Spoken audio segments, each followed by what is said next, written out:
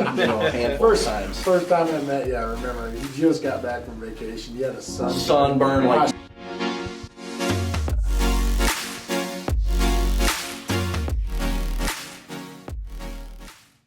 All right, guys, welcome back to the podcast of Grit and Gratitude. Here we are. We got our first guest. I'd like to welcome KJ Walker. How's it going? He owns Custom Diesel Drivers Training. What he does is he trains truck drivers and heavy equipment operators, basically.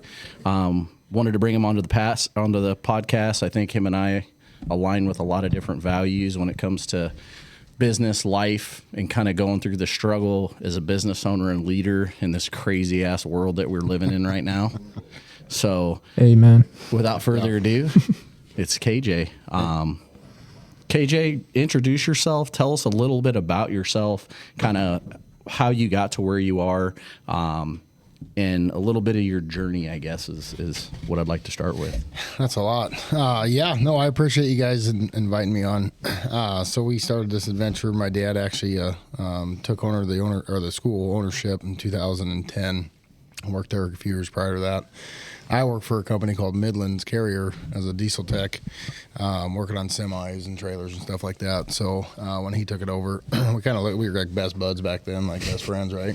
Yeah. So know how that one goes? Yeah. So he took it over and he goes, you think we can work together? I said, probably not. And then about a year later, he's like, you think we can do it? And I said, well, shit, you hired my sister, so I'm sure we can. So there for a while, we were a trio, and my sister and my dad and I, and we built that company. I mean, it had one truck, one trailer, and I think the first year that he had it had like 87 students. It was just him and the secretary, and he ended up hiring another instructor. But now we're up to altogether we have 11 employees. If you count all of our equipment, we're about 14 trucks, but we only utilize about 8 or 9. Keep some spares around. But we're currently in Gretna, and then we're moving our school again. That's another challenge there. But, oh, you guys are moving again? Yeah. So a good friend of ours actually owns the building. Great guy. And I just felt that space isn't what we need it for, and the amount of money that we'd have to put into it to get it to what we want it to be. And he had an opportunity to, get out from underneath it. And I mean, we're in the process of buying it, or however you want to look at it. And he approached me. I said, well, hell, if you can make money on it, go do it, man. Yeah. Like, I don't want this building. I'll go find somewhere else. So, But we got a pretty cool building. It's pretty sweet. You guys will see pictures in the works. As soon as it's legal and it's, to where I'm you can operate out of it and everything's legit. And yeah. So, but yeah, we brought it up. We've been fighting the industry.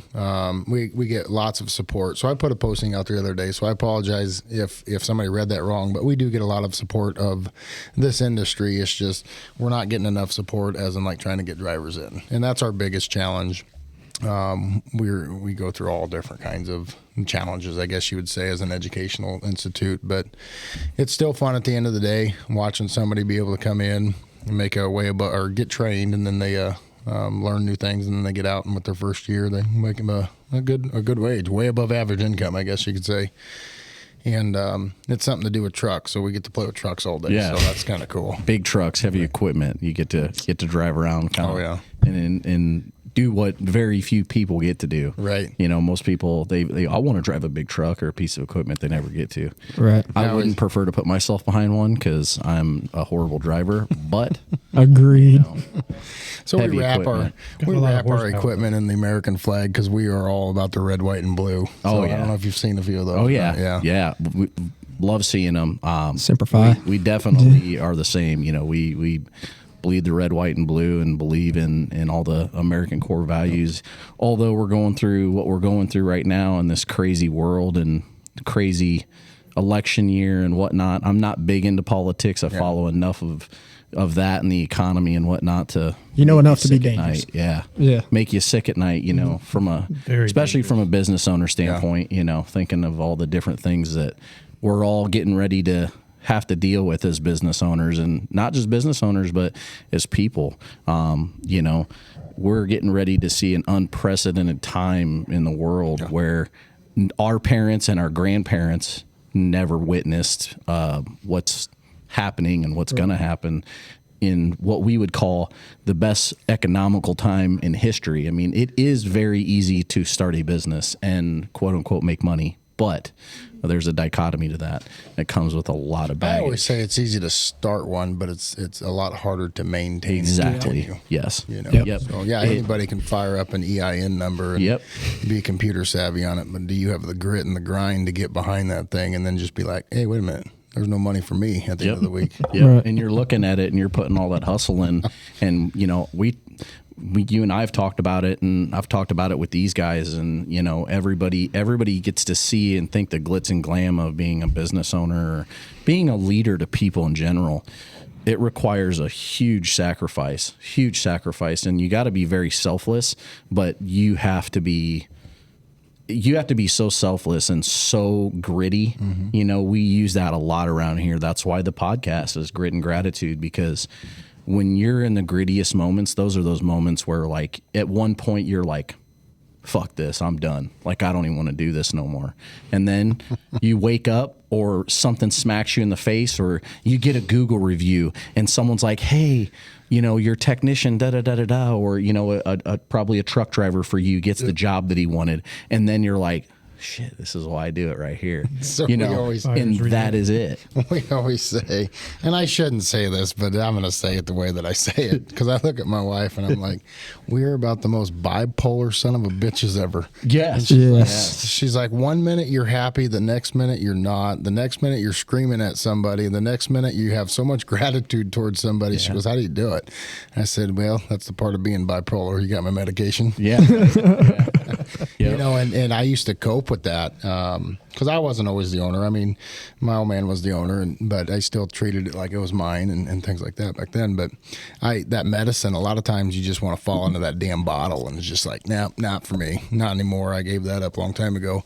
But that's just kind of how some people do cope with it. And I'm like, yeah, I mean, I'm a fun guy sober. Could you imagine if I was licking every window in this place? Yeah. Ooh. Hey, trust me, I've seen you, you know, a handful of times. First time I met you, I remember you just got back from vacation. You had a sunburn Like you wouldn't smacked him believe. right on the chest. Man, I remember where we were at. God dang, was it? It wasn't Two Fine Irishmen. It was right out by there. But I walked in there. It was me and Katie. He smacked me. I mean, I am sunburnt like you wouldn't believe. I'm beat red. Katie. And he's known Katie for her whole life pretty much. Because weren't you and Dan friends? Her brother.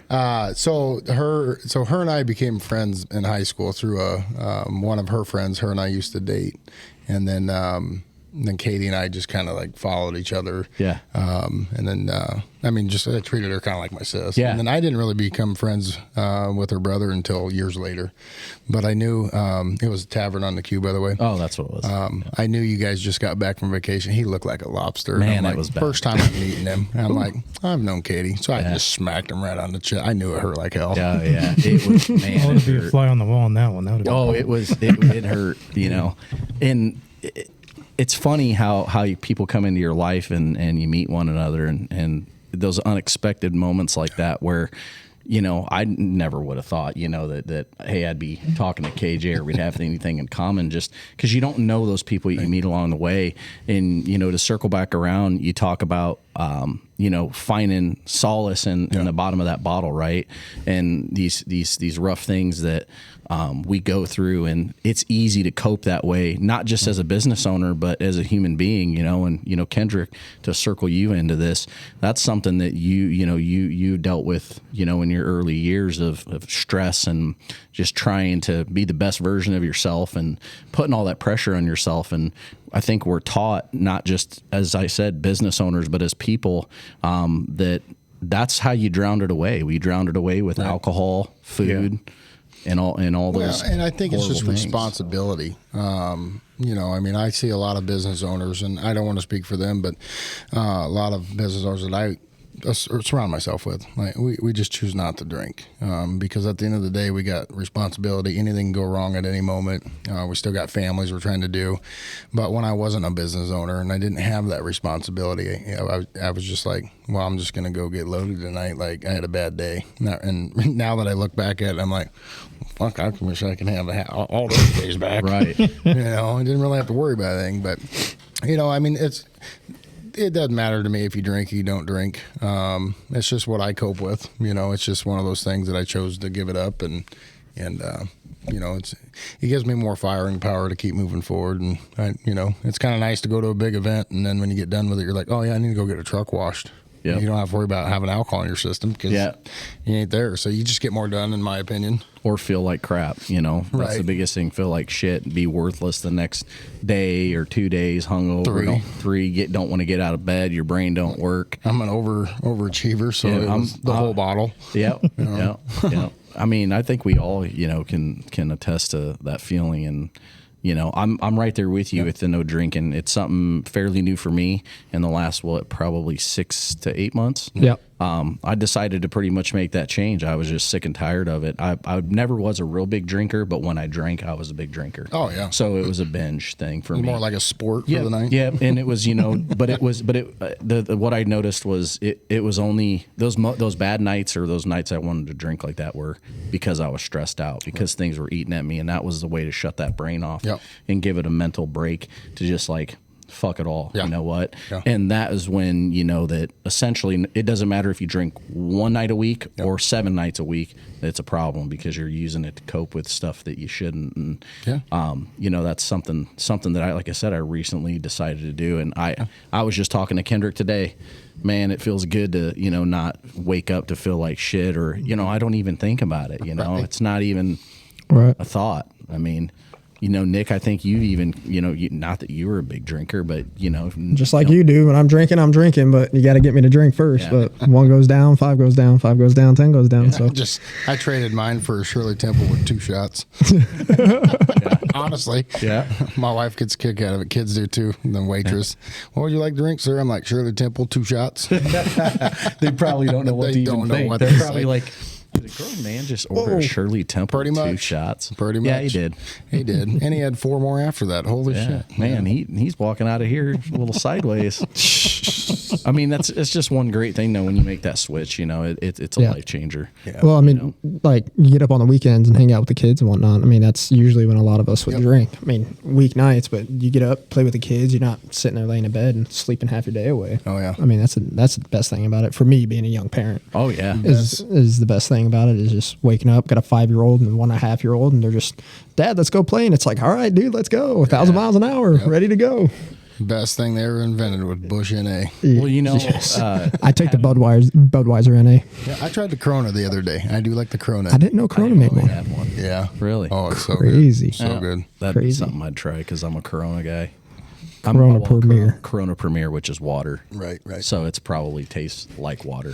I tried that death water out of a can. Oh, That is yeah. the weirdest stuff. Well, Wade's son loves it. Oh yeah, man. He'll drink the Well, I'll shit bring you over a couple cases because we got a bunch of it. Oh, really? I Yeah, just I take a drink. I'm like, Liquid death. this is weird. Is it sparkling water? Or No, is it? it's just regular. Oh, like, dude. It's just water in a It's can. so That's all good. it It is. tastes it tastes like water out of the toilet. Actually, Is that why they call it liquid death? Yeah, right. Because they scooped it right out of the toilet bowl. You said sparkling water. Do you drink sparkling water? No, I tried the sparkling water liquid death one, and Yeah. I was like, dude, I'm not gagging this thing. Dude, so I went to Hy-Vee, and ice is like a sparkling water. Oh, yes. Dude, they had the strawberry Starburst flavor. oh, Dude, Fun fact. Good. I hate carbonated drinks, but dude, was it good? fire. It was so good. So going back to that, my kryptonite on that airboat Yeah. was ice, lemonade. Oh, yeah. Tito's, baby. Yeah. Pour that sucker in there. Oh, yeah. That was what I would drink, and it was the old goal was rehydrate, dehydrate. You're doing it all at the same time. Yeah. Mine was Yeah. Captain. Captain goes with everything. Orange juice. Jameson lemonade, baby. Yeah. All day. Crown. Dr Pepper. It's Crowning funny because you think about it now and you're like, fuck, man, that a drink, something like that just grab you by the balls and Oh, yeah. hold on, because Oh, yeah. it was never 1 or 2, it was 10. You That know, was the problem with me too. That's where it takes control, dude. I couldn't control myself. Yeah. I'd sit down, I'd have one. The next thing you know, I'm 20, 25 down, and that's a real number. yeah, And it I rem- near killed me. So yeah. I remember one night he was talking about finding the bottom of the bottle. Is that back? I don't even know. I came back. I was back from deployment, so I was over the age of 21, and I had wild turkey honey sting. That was my kryptonite back in the day. All right, I just drank it on the rocks. Didn't mix it with nothing. And I had just a handle, not the giant gallon, just the standard size or whatever. And I'm sitting there, and it's me, my wife, and my buddy. And next thing you know, I finished off the whole bottle in one night. Oh man.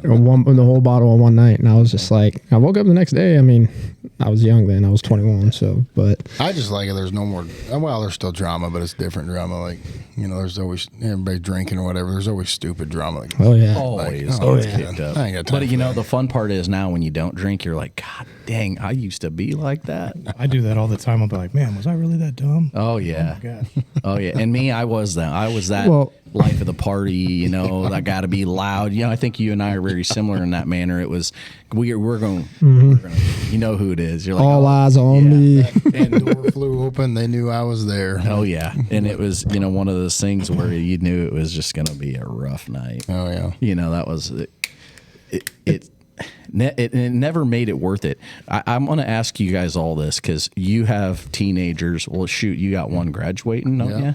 yeah. And then I have a 16-year-old. You got gonna be 16, and then Nick, I'm you've the got baby, two dude. real young ones. But do you think? I genuinely think. Do you think you stopping drinking and showing your kids, hey, you don't have to drink. It ain't cool. Oh, you I'd know, buy him booze now. No, I'm kidding. I'm kidding. Oh, But do you think that it plays a part in you know how their friends they hang out with, the decisions they make, just because you don't drink? Well, they were there for both. I mean, I was raised. My parents never drank until I was probably like about an airboat. So it was like 16 or 17. Dude, you want to know what's funny? What? Crazy as shit. Same stories you and I have. My dad Yeah. did not drink. My dad would have a red beer when he'd go hunting with the boys. That Right, was it. right. When my dad got an airboat, Yeah. it was game over. Oh yeah, it was. Don't okay. tell your mom. Let's go have some fun. Yep. no. And yeah, it was the same situation. Moral of the My old story. man, it was that's why he doesn't have airboats no more. He's Right. like, I can't do this shit no more. Right. It's killing me, you Yeah. know. And Yeah. isn't it weird how you can grow up your whole life and like your parents don't drink, and then all of a sudden, boom, you know, went from never drinking to he literally drank for Friday afternoon to Sunday night at that river in the 110-degree heat, Right. out on a boat, and never did it before. No water to wash it down either. Years. Yeah. Yeah. It's So I mean, I kind of grew up that way. We had a bottle of Kessler whiskey in the house. And that was for when we got sick. It was called a hot toddy. Hot time, right? Yeah. But other than that, there was growing up. Man, my parents didn't drink, and so then we got older, and then we had our little fun time, and then I didn't really drink. Even like when Katie and I were growing up in high school, like I really didn't drink a whole lot. I'd go to parties, Yeah. but I didn't really drink. I didn't start falling into, I guess you would say, the alcohol victimhood until I was probably like, I don't know, 30, 32. And then I made it more of an excuse to do it than what it was. Right. You know, I'm gonna go out and do business stuff. Bullshit. I was out partying. Right. You know. But yeah, no. So I'm 4 years. I think I quit counting 2.5, 3 years ago. I'm just like, all right, I'm done. Like I don't need to count anymore. So I think I'm 4 years. A little over 4 years, but it's the best thing that ever happened to me. But yeah, growing up, I mean, shit, even nowadays, you know, I don't think my dad drinks a whole lot. My mom hardly drinks. But yeah, to answer your question with the kids, they were there for both because they seen me at my worst. I mean, I'd come home, you know, rather I Ubered or took a ride with a friend or whatever, and just be laying on the floor, bouncing off the walls, trying to crawl up the stairs. So they kind of seen me at my worst there. And of course, you know, I didn't have the ability to keep my mouth shut, you know. Yeah, exactly. It's not. I'm smiling, but it's not. It's not funny. No, but, it's not funny. It's a going back to a memory, Yeah. a memory where you just. Yeah, so I mean, they seen me at my worst, and then my oldest is 18, and they joke. I mean, any kid's like, "Oh, can I go get a drink? Can I get a drink?" And I'm like, "Yeah, you can in a different country, but not in the United States." Yeah.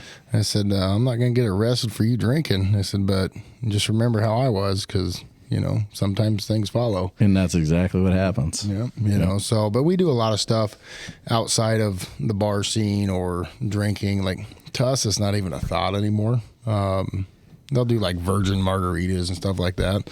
I just do my Shirley Temples with 2 shots. Yeah. Yeah, it's the best thing. That's the best thing. The Roy Rogers doesn't work for me.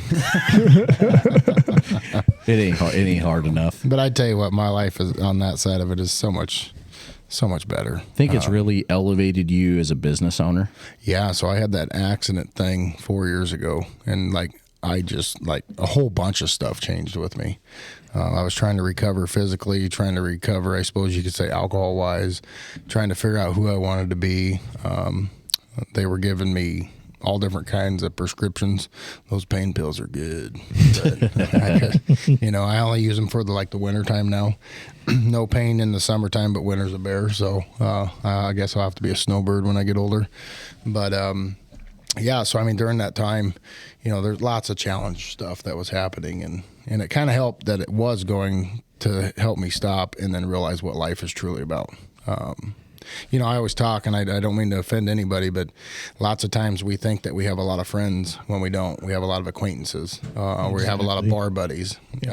So at that moment when my accident happened, there was people that I thought that would have been there that weren't, and then there was people that I thought that would never be there that were. And it kind of opened my eyes. Well, it did open my eyes and say, okay, what does my life and who am I that who do I mean, or what do I mean to those people? And that's really, I looked at that, and then my wife's going through all this stuff too with me, and just to see who was there for her really opened her eyes and mine.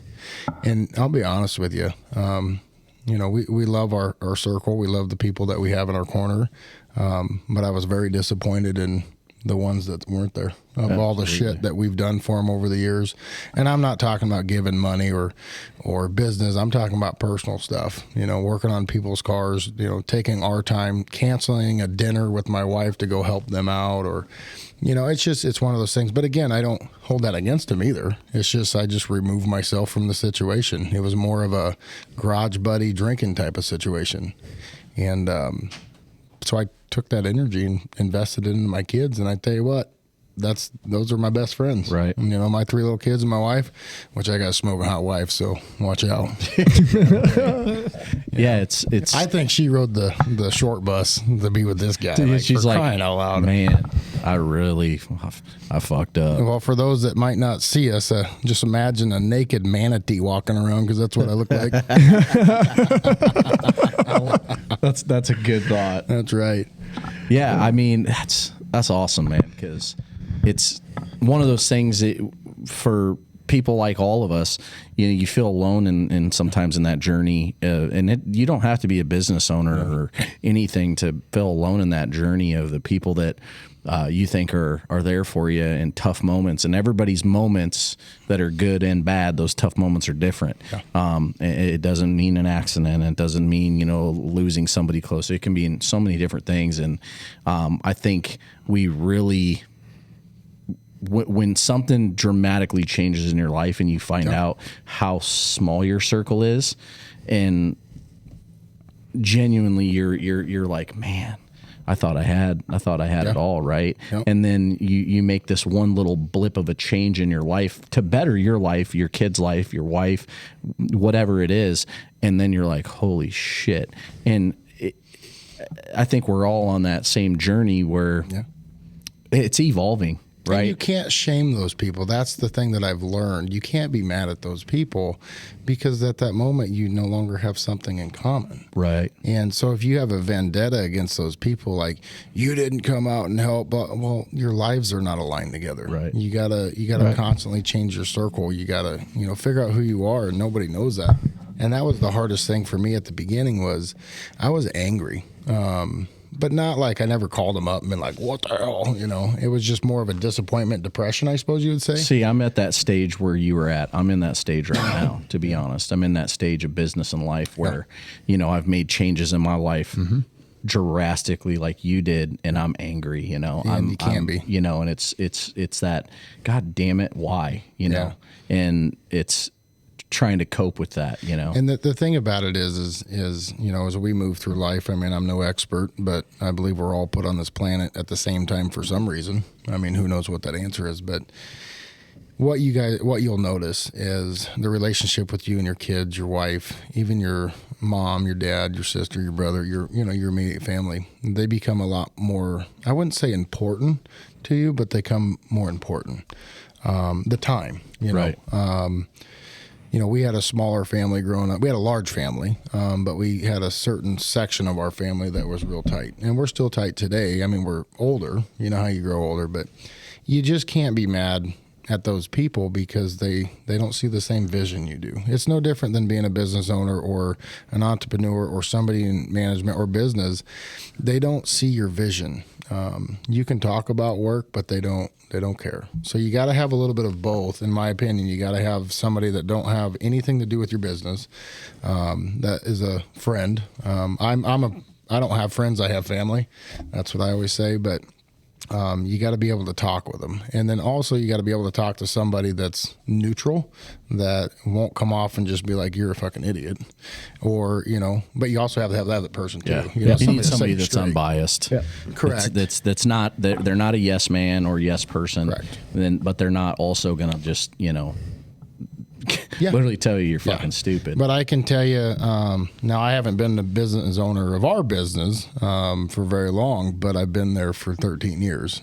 We've helped my dad build it, and from basically year 2, right?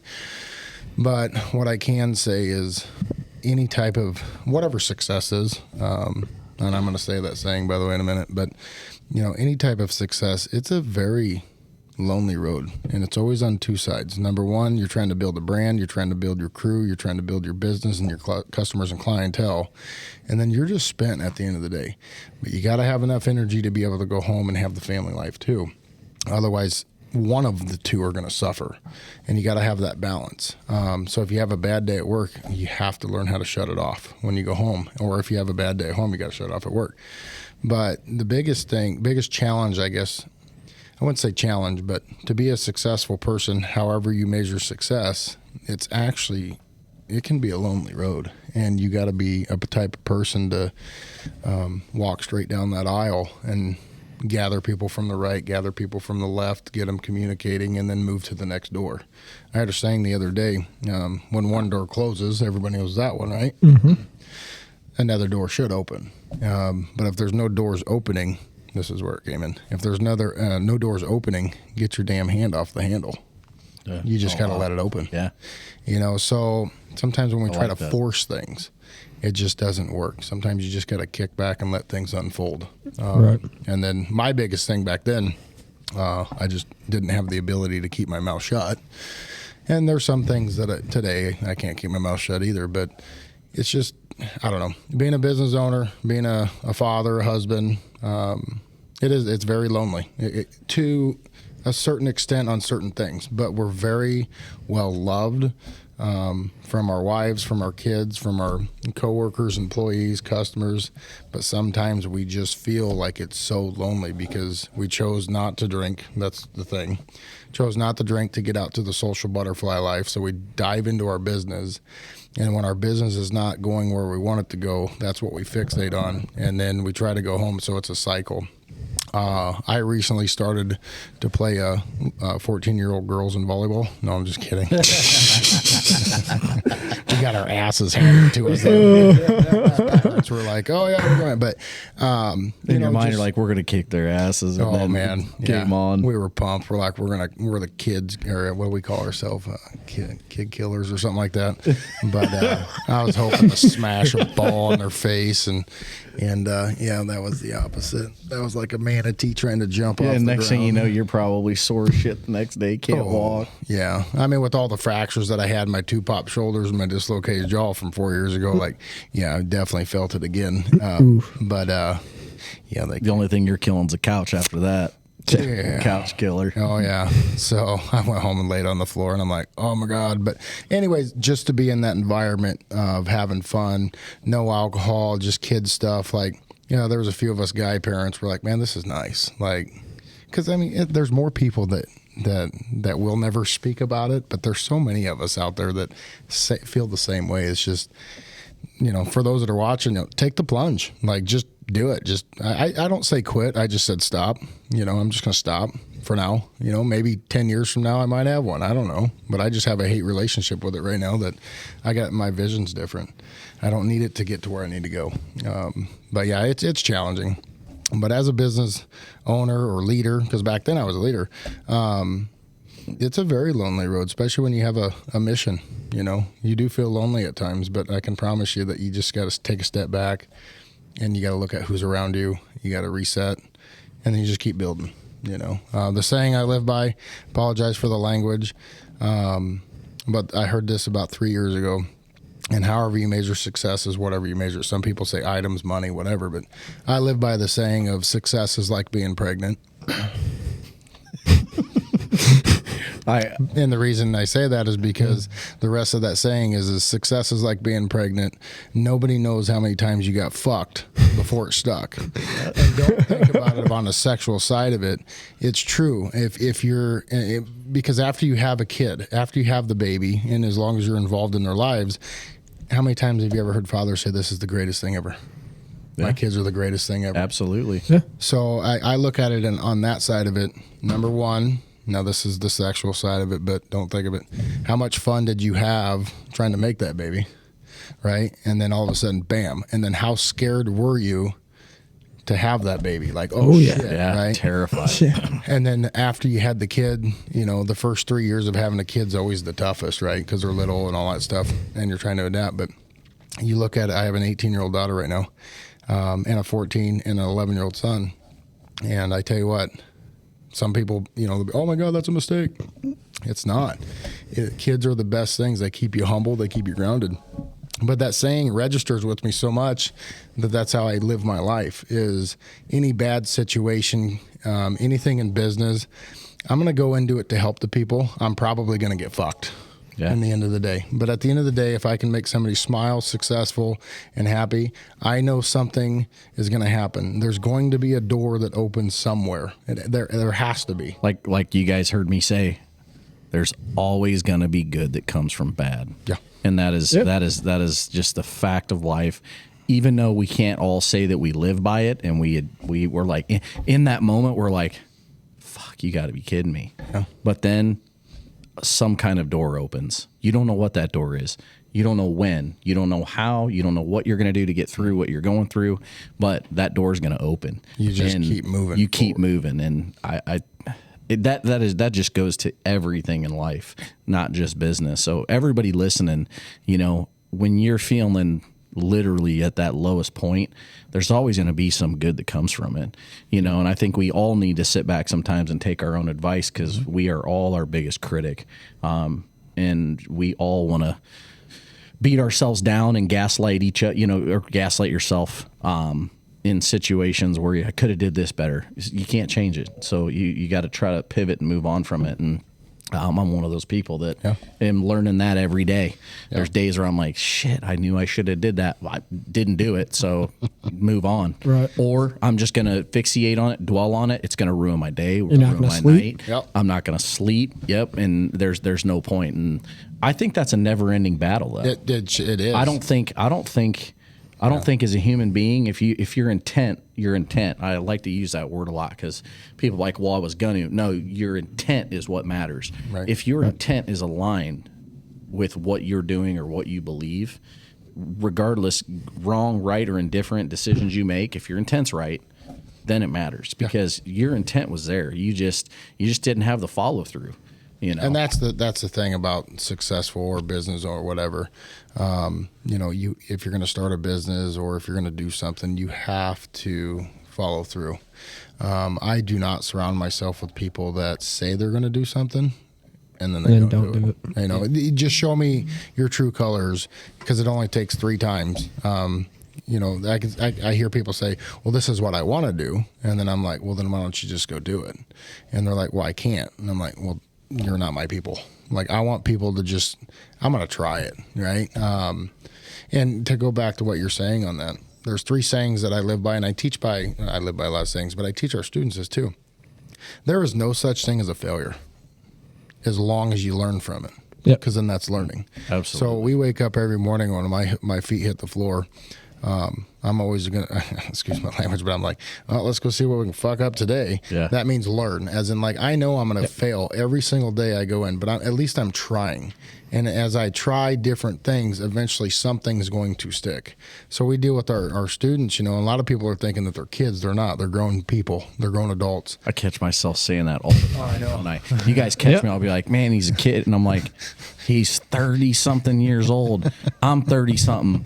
Fucking not a kid. Right. Like, it happens all the time. And then there's kids that 19, 20-year-old, I'm like, God, he's like a grown man. Right. It's, you know, vice versa. I'm like, you know, what the fuck? But you're right. They're not He had a kids. beard at 6. No shit. I mean, I look at my kid, he's 16. What they put in the food and I'm nowadays. Like, Jeez. But that's what we talk about. I mean, I teach my kids this. I teach my students that come through class, you know, every day is a failure. Each and every day is going to be a failure. But as long as you learn something, it's no longer a failure. And then don't think. I love that saying, don't think, just do. Oh, man. Yep. I'm not going to say I live by that because I'm one of those people that I just do regardless because I've been wired that way and had a choice. Yeah. I just do. If someone's like, I need to move those rocks over that creek, I don't even think about it. I just grab the rock and then whatever I'm going to do. With I'm that rock, actually looking for somebody else to do it. I just want to be in charge of it. Yeah. That's too much work. Work smarter, not harder. But, you know, one of those things where, don't think, just do. Just start today. Yeah. Start moving today. Start figuring it out today. Quit saying, you know, I'm going to do it tomorrow or I'm going to wait till Monday. Well, my biggest thing is don't come to me with the problem. Come to me with the solution. Correct. And nobody likes the problem babies is what I call them. Yep. You know, if you're always coming to me with the problem, you're not going to go anywhere in life. Exactly. You know, I mean, you could, but Taking it upon yourself to get to find the resolution to Right. the issue. Yep. I mean, I always tell our students, keep walking, keep driving, keep going. Don't worry about how many hours you got left at the school. Even our kids, I'm like, don't worry about what the scoreboard says. Just keep laughing and having fun because at the end of the day or at the end of the game, there's going to be a winner and there's going to be a loser. Yeah. And I tell my kids, if you get a participation trophy, I need it to go right in the trash. Yep. Absolutely. I don't mean to be that parent, but you have to feel the disgust of not winning to get you motivated To win. You know, now if it's a brownie or a cookie, I'm taking that. Yeah, Oh, yeah. Wade's notorious for giving out cookies. Yeah. Oh, Wade's notorious. Hey, what cookie you want? Yeah. I don't know. When someone's like, hey, I did this or that, and first thing I'll say, I go, what kind of cookies you want? And I do that for a good reason. Hey, I'm not going to pat you on the back. You want me to go get you some cookies? I'll go get you some cookies. I prefer Eileen's. That's my cookie. I'm still waiting for mine. Well, you got me To be some for my fair. birthday, but you know, because that's the society that we're being raised in. Is everything you do, you hold the door for somebody. There should be, you know, something given. No, hell no. It's you. You should do that as a human being. Right. You know, if you go to the bathroom and there's shit on the floor, you pick it up. Why? Because that's what a good person would do. You don't look at it and be like, it's not my fucking job. No. Why don't you go pick it up? You see a shopping cart in the middle of the parking lot. I make my kid do it. My kid literally now, he'll literally, I don't even got to say nothing. It's embedded in him already. I literally, he's 16 years old, and don't get me wrong, he can, you know, be a real pain, but that kid, if he sees a shopping cart, I don't even got to say nothing. He just grabs it and brings it back, and I just look, and I'm like, that's my boy right there. I did that. Just because to ingrain that into somebody that it has nothing to do with it's not my job. It has everything to do with the right thing. Just do the right thing. Well, it's just like athletes. You know, I got a few close friends that's got, and family. They got some boys going to the Huskers and Iowa State and the Hawkeyes. Go Cyclones. Right. All right, we're done. No, I'm just kidding. But, you know, it's amazing because my daughter's one of the ages of one of my buddies and she's like, man, he's always in the gym. And I'm like, yeah. And when he makes it to the NFL, because he put in that grit and that grind, and he sacrificed, he's not partying, and he's working towards what he wants to, and he becomes a millionaire. Don't judge him when he goes out and buys a Ferrari. I said, right. Because he's the one that put that grit in. I said, what are you doing? And she's like, well, I'm in pajamas. I'm like, there you go. don't you have horses to go take care of? And she's like, yeah. So it's just one of those things that we go through schools too. And I had my recruiter. I just, a few months ago, I hired a director of recruiting. And my number one thing that I do with anybody I hire in recruiting, I make them go to the schools, like get with the counselors, so they can start seeing the different populations of our cities. Oh, that's awesome. So you have them go to like the high schools around the surround. That's cool. Job fairs. Yeah. And they always come back, and they're just like, oh my God. Like all your smaller communities like Gretna, Elkhorn, Ralston, Louisville, Plattsmouth, Springfield, some Omaha schools, trade jobs. Like they are trade job training the kids. You get into the inner cities, well, then they say, I said, well, how are they dressed? And they're like, yeah, they're ready to go work. They got boots, they got jeans, they're put together. Mm-hmm. And I'm like, yeah, just like a normal person, right? Or a person ready to work. Yeah. And then they come back from some of these inner city schools and they're like, that was a joke. Like these kids are in pajamas and like they're half awake and they don't even want to be there. And I'm like, well, where do you think your target is? He goes, well, all of them. I said, well, you're not wrong. I said, but majority of what our industry is looking for are these rural areas or these smaller high schools or and stuff like that. And he's done sales for 20 years. He's an awesome sales guy. And he's just learned a lot. He's like, that's crazy. And he goes, I hear all these students, I think this should be free. And then you get on the outside and they're like, how much is it? Like, how do I pay for that? Right. Because they want to pay for it. Mm-hmm. So it's just, it's the culture of raising our kids and getting them to realize, hey, if you want success in life, you're going to have to pay for it 3 different ways. Number 1, probably money for an education or down that path, or number 2, hard work, or number 3, you're going to fail every day until you get to the point that you don't fail anymore. Or you just sink to the bottom. Yeah, or you just sink to the victimhood of poor me. Yeah, the world handed me and dealt me a shit hand of cards. Well, the reality is the world deals every human being, in my opinion, a shit hand of cards. Yep, that's the only difference between that and anybody else that is quote unquote dealt better cards, no, they just took that hand and they played it. Yeah. And they played it to the best of their ability.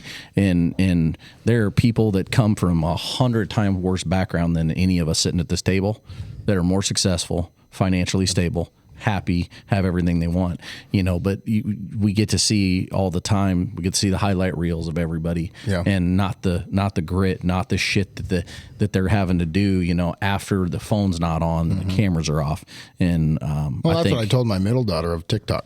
Yeah. I'm like, you see that one video, they probably had to do 30 or 40 different types of videos to get one to go viral. Yeah. Right. I said, so those people are working their asses off just to get TikTok famous. I said, but what they don't talk about is all the failures that they had prior to it. Yeah. And then sometimes you just won't get that viral video. So then you step back, recess, and go after it again. Yeah, recalibrate. You got to recalibrate. And if that's what you want to do and that's the kind of influencer you want to be, then so be it. But there's comes hard work with anything you do. It doesn't matter when people are like, oh, they were an overnight success. Well, like you said here, to circle back around, it's easy to start a business, but keep it going, keep it running and grow it. It's no different than if you hit on a viral video. You hit one, shit. All right, I hit. Now I got some money. How you failed 40 times. Now you're going to fail 60 before you get the right one. Yeah. And that is the cycle of life. That is the cycle of doing something, being somebody, and the difference between the majority. And I wish they taught that more to kids than they do all the other bullshit, glitz and glam. If they showed more of the failures, I genuinely believe and know that we would be a much better people. I just think you if know? they would bring in, I mean, I don't know, business class, like something in high school for like a business class, but actually have somebody teach it that owns a business. That built something, That though. built something, that didn't get, I don't like using the word handed because that's not it, but built it. Built it meaning, all right, it started at 2 employees. I built it to 20. Right. And then, well, how did you do that? Well, let me tell you, we're going to have a whole class on it. We're going to be here. I'm going to be here once a week all year long, and I'm going to get to share with you everything that I've learned. And the best way to learn all this, in my opinion, and I know you're going to agree, and you guys will agree because it goes tried and true in life. Learn this shit the hard way. Oh yeah. Learn it the hard way. You mean we can't get it off of TikTok? Yeah, no shit. Can't just go and I do use slap TikTok, it on though. there. I think you can. I use TikTok You know what? for You motivational are videos. you are really active on like with your business, which is great, and that's something we're working towards. But you are, I'm like, man, he's on TikTok. Look at him all go. the time. But I watch TikTok videos. Like you can use TikTok for everything, business ideas, like motivational. Sometimes I'm just down on myself. I'm just like, all right, you loser. Now that our business is like a minute and 15 seconds from my house when it used to be on like half an hour. But I'll listen to inspirational videos. I'll listen to people's testimonials because you can search for whatever you want on TikTok. Like, I mean, girls shaking their asses and stuff. Kudos to you. I ain't got time for that because I got a smoking hot wife anyways. But Amen. I would much rather like listen to somebody's success story on how they got to where they were, or like Dave Ramsey, or I follow a couple other guys, like Grant Cardone. I love that guy, even though some people don't like him because he's kind of cocky, but I like that guy. But I use TikTok for that. It's amazing. I've learned financial videos on that. Yeah. Investments, things like that. But now that our government's going to be banning TikTok, I don't know. I'm going to go to Facebook. Yeah, we're gonna. Instagram, they got reels, right? What's going to happen with that? I'm That all could be social interesting. media. I just live vicariously through my wife. Right. Yeah, she tells me what's up, and I'm like, oh, huh? Social media reference. That's impressive. I'm more of a podcast YouTube guy, to be honest. I probably listen to more podcasts and some audiobooks. Yep. But I don't have TikTok, but Listen to the second mountain, my friend. it's not just TikTok, because Facebook and Instagram, you can swipe just like you can on TikTok and find the reels and things like that. But yeah, I believe that you can use all that stuff for good and bad, and our kids get to see. They only get to see what they want to see. I mean, to be honest, they want to. My son is addicted to truck video. All he watches is trucks and talks about truck guys and the guys and this and that. And you know this guy? No, I don't. Well, he's on TikTok. Well, I'm not on TikTok, and he's 19 years old, so I'm probably not going to follow him. A little weird. But, that's what they're influenced by, Well, and I told my wife this too. The other day, I got 2 things real quick, but I really started to change about 3 years ago because we used to battle. Oh my God. Like I'd just tell her off and then she'd tell me off and nobody would win and then she'd be mad at me, So this is how I live my life. If she has a bad day or whatever and she starts griping or vice versa, like we haven't had an argument in like 4 years. Like people are like, that's not healthy. I'm like, no, I've learned. We've had plenty of arguments prior to that, so we're just making up for it. But I always ask myself, is this something that's going to matter in 10 minutes? As she's spewing her stuff, or vice versa. And I'm just like, it just happened last night. And I'm just sitting there. I'm like, yeah, that's not going to matter in 10 minutes. I'm just going to be quiet. Let it ride. Yeah, just let it go. Right? Because I know if I say what I got to say, guess what? It's going to last for 3 days. But I'm not going to fight with her. But the other thing, like I tell my wife, I said, what we need to teach our kids. I'm a firm believer they need to bring back some type of bullying, not bad bullying, but just some people, like in sports or if you're competing or whatever, those kids don't need to be praised on how they lost. I even my kids, I'm like, well, Kelsey, she did that bronc riding that class. bronc ride, yeah. I would never let her do it when she was under 18 or 17, right? She just turned 18. She's like, Dad, I'm gonna join this bronc riding right away. I'm riding. Yeah. I think it was like 2 weeks after her 18th birthday. Yeah. And I'm like, well, for one, Mom and I spent all this money over these years to get you learned how to stay on the damn horse. Now you wanna just fly wanna off get of it? flown off. You know, I said, but you do you. So the two things I always say, you do you, and what that means is with respect, as in like I might not agree with it. I'm not going to say any more of it, but you do you because you obviously believe it. And then the other thing is it is what it is. Yeah. I love that saying. So when she did her bronc riding, I was very proud of her. But I asked her if she was stupid. She had to go to Lincoln to do it, or But I'm just like, seriously, like. You jack yourself up, you're going to be like Christopher Reed's. Like, Yeah. I'm trying to get you out of my house. I don't Or want to Sonny take care Bono. of Right. But yeah, you learn, but you got to let them fail. That's the biggest thing when it comes to our kids. We're always upfront and honest with them. Some people might agree or not agree on how we talk to each other. But it's more of some are joking, stuff like that. But I always tell my kids, I'm like, this world's very nasty. It doesn't matter if it's when I grew up or it is now. We're going to have to get you guys a spine. We're going to have to get you guys to understand your surroundings. And then at the end of the day, you guys, if you don't have something in life, that's your own damn fault. Because I'm still a firm believer America has a lot to offer. I agree. It's just get I off agree. your ass and get, you might not make money that day, that week, to be able to get where you're going. But at the end of the day, it's not always about money. It's about relationships and what you're doing and different things like that. Do you love what you do? I mean, 100, yeah. You know what I mean? Do if I you could figure out a genuinely way to love what you do? Because Yeah. if you do, people throw this out loosely, and you're all going to agree with me because we've talked about it. If you love what you do, you never work a day in your life. That gets said, and it gets said so freely. Yep. But when you truly understand it, Yep. it doesn't mean your job. It means everything you do. Doesn't matter what you're doing. Why? Because it's not work. Because you enjoy it. It's who you are. It's just it's an extension of who you are. Nick and Kendrick kind of coined this. That Superior Door. It's not a job. It's a lifestyle. It's a lifestyle. Because It's a we lifestyle. love what we do. Yep. We love this place and what it offers. Just like you love what you do. And so many people, the majority, look at you like, what the fuck is wrong with you? Yep.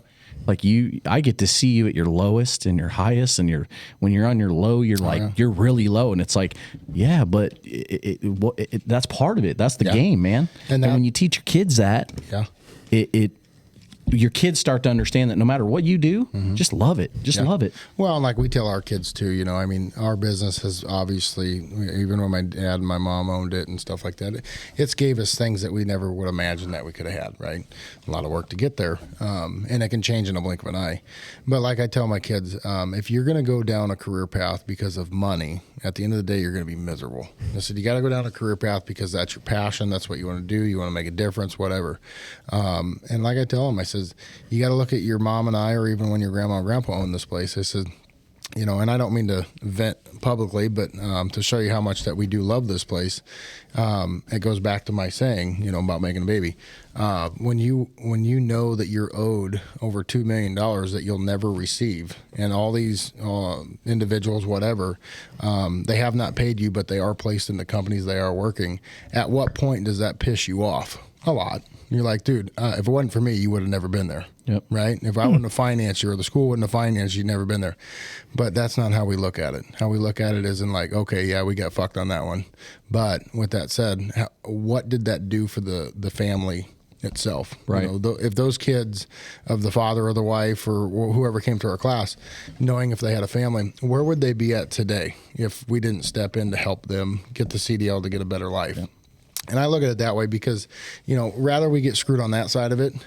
Who knows? 20 years down the road, maybe the son or the daughter Might come into you and just I mean, you changed my life. Well, how? Well, my mom or my dad came here, and you're not going to remember every person, but you're going to look at them and be like, holy shit. And that one person that comes to you and says that makes all that time, all that anger, all that money, it goes out the freaking window. Because 9 times out of 10 people that are approached to our industry, they don't have the credit, they don't have the funding.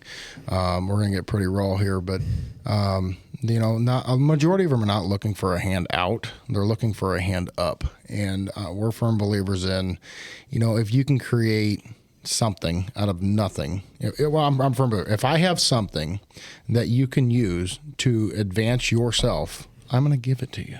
I really am.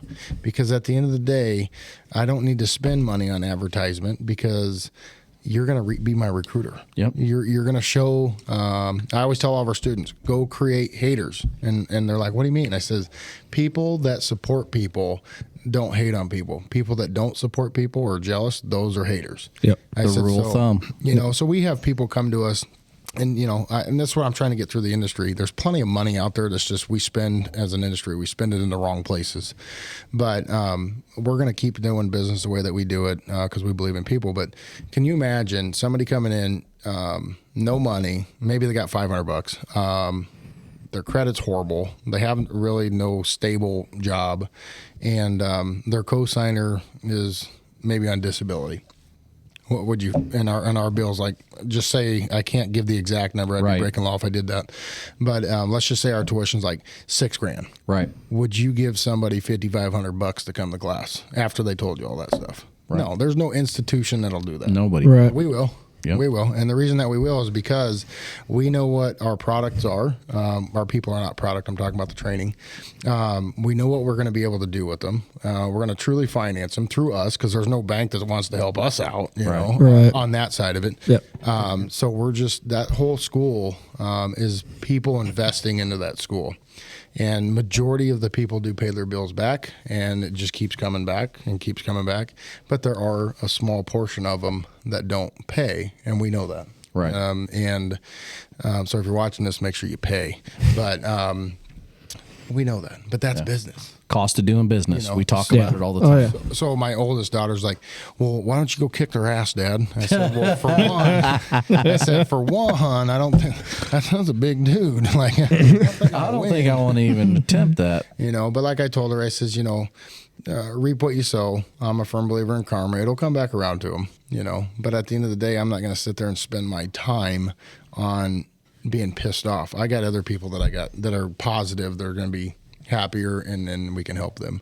But as a business owner, you guys know this, we spend more time on stuff that has nothing to do with the reason that we went into business for. Yeah. Like, I very seldom ever get to train anymore, and that's what I fell in love with.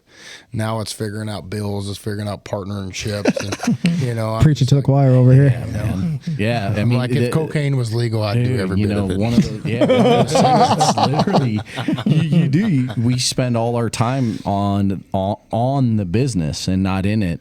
And I tell these guys when I get to go in the field, I'm like, put me back in a truck. Put me back in a truck. Put me in a truck. Why? Because I mean, that's what made me partially who I am today.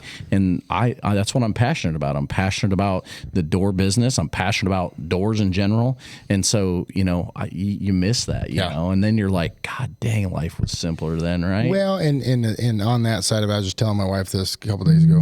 I said, the problem with that is now that if I ever was to go out in the truck, because every once in a while I will, then I'm training, but then I'm worried about what's happening on the inside. So I'm not fully giving my undivided attention in that moment. Because you know, because it's always a struggle. Being in business is always a struggle, and you just got to figure out your direction. So, like I told her, I said a couple of days ago when I went out and trained, I'm like, yeah, I just had to. I got one of them stupid things at Menards. It's a light switch. It turns a light on. Yeah. And I just had to imagine one sitting there. I'm like, shut it off. Training mode. Turn it back on business mode. Like just stupid stuff like that. Yeah. But you know, I just because you don't want to not give everybody in the truck that I'm training your full attention. Yeah, but your brain is sitting there going through 10 or 15 different scenarios outside of that that you should be doing right now, or that you could be doing, or that needs your attention more than that moment. Well, in our business, there's so many moving parts besides the truck and the training that you can't train one person to take all of it. Yeah, because there's just so much stuff. But I tell you what, it's the greatest career I've ever had. It is amazing to watch our students. I mean, we have students that deliver your guys' garage doors. Oh, I love seeing your photos of you take a picture with every one of your students, and you know, it's awesome getting to see that. You know, because that's an accomplishment. accomplishment. The majority of them probably never accomplished anything in maybe their youth. Yeah. So this is the first major milestone, and it's a huge deal because it's a CDL. You're driving a semi trailer. You're bringing people their food, their clothes, all these things that we need on an everyday basis, and they accomplish that. Like, well, and we hear stories from them, and we track our students. Like we're not your training school that says here, you know, you pass this class, good luck, sayonara, see you later. No, we try to track them. So we have students. Literally, one of our students, I won't put their name out there, but one of our students, his boss is or currently was Miranda Lambert. He also hauled for Carrie Underwood, George Strait, and Aerosmith, and a couple other ones. wow. Brother, man. Heck yeah, dude. If you get on our Facebook Congratulations. page, you'll see, Miranda's bus and her Wanda little trailer that he hauled around too. It came down to the school, so we were in there. And then we have I got one student pulling NASCAR right now. I won't give the number because I think I'm going to get it wrong. But we also have other students that go out there and become, I guess you would say, just normal drivers for trucking companies and very successful. I don't know how many entrepreneurs we've coached and trained after we've trained them through the CDL. I got one company, literally, if you just go straight that way, under the bridge, you'll count about 38 semis. He graduated 4 years ago. Wow. You know, and he didn't have the company. That's awesome. Yeah. So, and then we help them get That's jobs. sick. I mean, that feeling has got to that's what drives you right there. I told my wife this. I told my older daughter this 2 days ago. I said, success is a very lonely road because we have a passion. We're trying to go down a path. We're trying to make things work. But at the end of the day, sometimes we do have to step back and say, okay, who's there? Like, there's always a lurker. Somebody's watching. But I told her, because she asked me, she goes, what do you want out of this someday? I said, I'm getting everything out of it that I want now. I said, it's a challenge. I said, but someday at my funeral, I hope it's standing room only. I said, but I'll never know. I said, so I'm going to keep working towards that path and believing in people.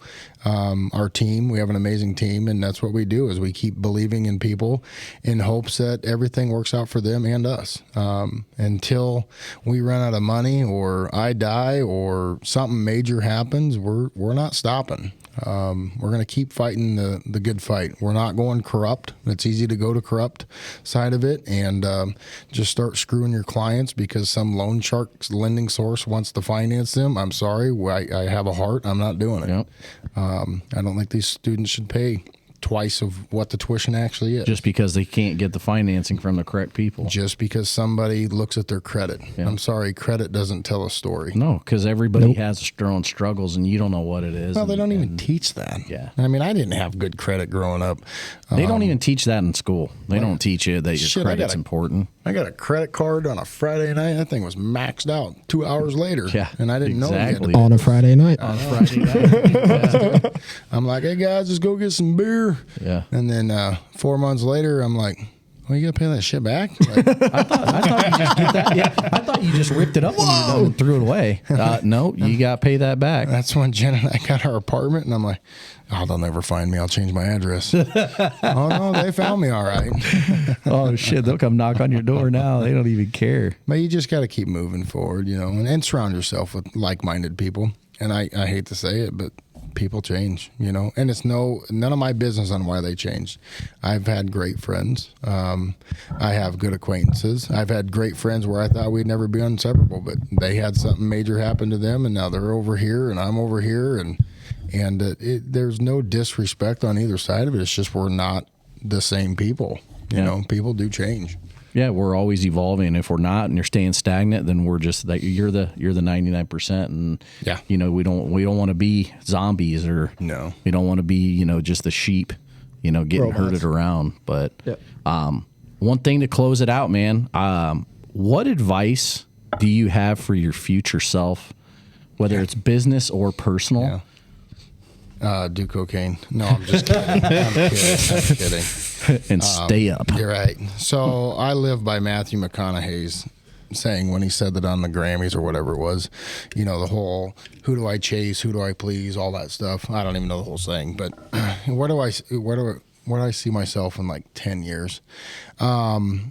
I hope to see ourselves in 10 years doing the same thing that we get to do each day, learn along the way of what our failures are, to be a little bit more successful, I would say. But I really don't see a change in what we do. I mean, obviously laws, Right.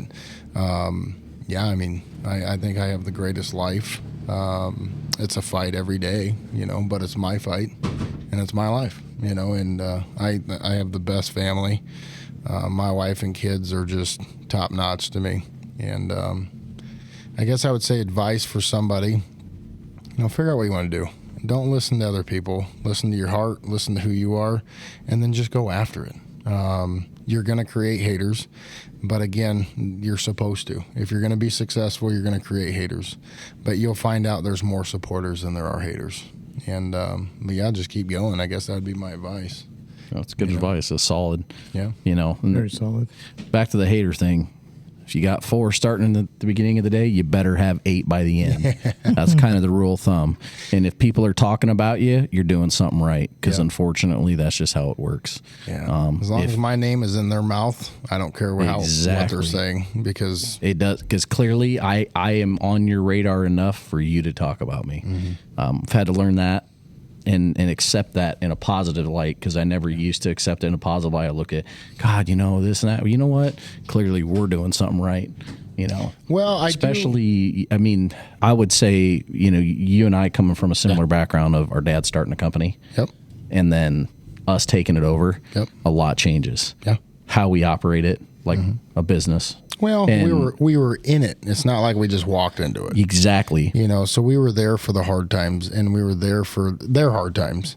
I mean, and that's, if it was like just handed to you, that's a different story. Yeah. But it definitely wasn't handed. Right. We just see things different that we want to try. Yep. And there's nothing wrong with that. Yeah. But yeah, it's tough, but you know what? I'm willing to fight, and I'm not giving up. And when I'm out of gas, I'll just find somewhere else, because I'll be honest with you, I ain't going to go fucking work for somebody else. Yeah, no shit. Well, like my language. To kind of close it out, one of the things that I like to live by, and I say it all the time, burn the ships, 0 options. Yeah. That's it. That's it. That's all you got. So, I want to thank you for coming onto the podcast, man. It's been great, and look forward to definitely having you again, and going down some more different avenues and things. There's lots to talk about, whether it's business or personal. It's been great, and definitely want to have you back again. So thank you for everybody for showing up, and we'll see you on the next one.